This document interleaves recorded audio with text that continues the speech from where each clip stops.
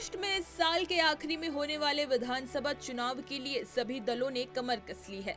इस बीच बड़ा सवाल ये है कि यहाँ दो प्रमुख गुटों महायुति और महाविकास आघाड़ी में मुकाबला होगा या फिर इन गुटों में शामिल पार्टियां रुख बदलेंगी। दरअसल लोकसभा चुनाव परिणाम के बाद यहाँ कई समीकरण बदल चुके हैं और पार्टियां अधिक से अधिक सीटें अपने पाले में लाने के लिए पत्ते फेंक रही हैं। ऐसे में उद्धव ठाकरे की शिवसेना यानी यूबीटी ने राज्य की सभी 288 विधानसभा सीटों पर चुनाव लड़ने की तैयारी शुरू कर दी है। सूत्रों के मुताबिक आपको बता दें कि उद्धव ठाकरे ने अपने नेताओं के साथ 288 सीटों का जायजा लिया, जहां इस बात पर भी चर्चा हुई कि एमवीए में सीटों पर बात बनती है तो वो 2019 के फॉर्मूले पर सीट शेयरिंग करेंगे। अब बात करते हैं कि आखिर उद्धव ठाकरे कितनी सीटें चाहते हैं। इसकी छाप लोकसभा चुनाव में भी दिखी। 2019 के चुनाव में शिवसेना लोकसभा की 48 में से 22 सीटों पर चुनाव लड़ी थी। तब शिवसेना का गठबंधन बीजेपी से था। इस बार शिवसेना यानी यूबीटी एमवीए में 21 सीटों पर लड़ी और 9 सीटें जीती। 2019 में विधानसभा चुनाव में शिवसेना का बीजेपी के साथ गठबंधन था और 124 सीटों पर लड़ी थी। इस बार शिवसेना एमवीए से 115 से 124 सीटें चाहती है। अगर इन सीटों को लेकर सहमति नहीं बनी तो शिवसेना 288 सीटों पर चुनावी मैदान में कूद सकती है। महाविकास आघाड़ी में शिवसेना यूबीटी के साथ कांग्रेस और शरद पवार की एनसीपी यानी शरद चंद्र पवार शामिल हैं।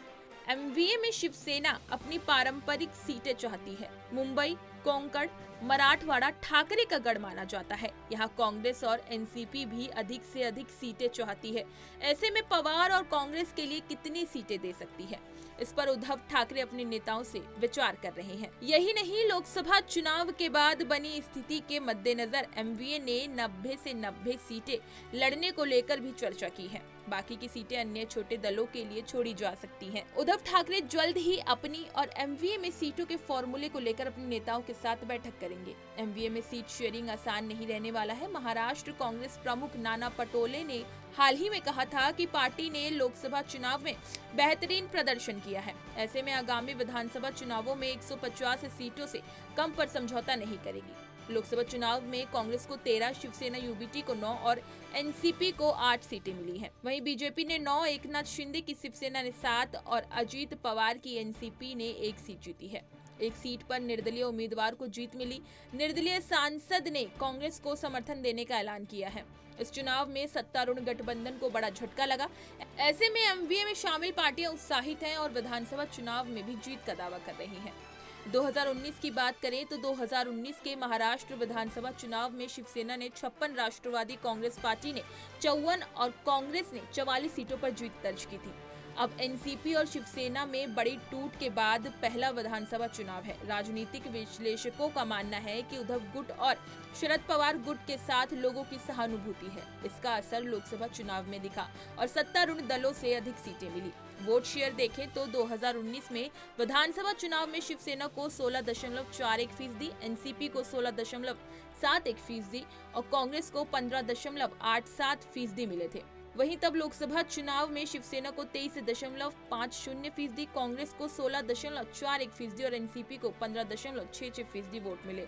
इस बार के लोकसभा चुनाव में शिवसेना यूबीटी को 16.72%, कांग्रेस को 16.92% और एनसीपी को 10.27% वोट मिले। शिंदे गुट की शिवसेना को 12.95% और अजीत पवार की एनसीपी को 3.60% वोट मिले। हाल ही में सकाल मीडिया ग्रुप की तरफ से किए गए सर्वे में पूछा गया कि एमवीए में आने से किस पार्टी को सबसे ज्यादा फायदा हुआ, तो लोगों ने माना कि सबसे अधिक 37% कांग्रेस को फायदा हुआ। 30% लोगों ने कहा कि सभी दलों को बराबर फायदा हुआ। वहीं 18.5% ने कहा कि शरद पवार गुट को फायदा मिला। सबसे कम 13.6% ने कहा कि शिवसेना उद्धव गुट को फायदा हुआ। विश्लेषकों का मानना है कि उद्धव ठाकरे की पार्टी 2019 वाली स्थिति में नहीं है और उसका किसी एक गठबंधन के साथ रहना मजबूरी है। ऐसे में अधिक से अधिक सीटें लेने के लिए पार्टियां रणनीति बना रही हैं। आने वाले कुछ दिनों में एमवीए से सीटों पर बात बन सकती है। इसी तरह की तमाम खबरें और अन्य अपडेट्स के लिए बने रहिए हमारे साथ और देखते रहिए punjabkesari.com।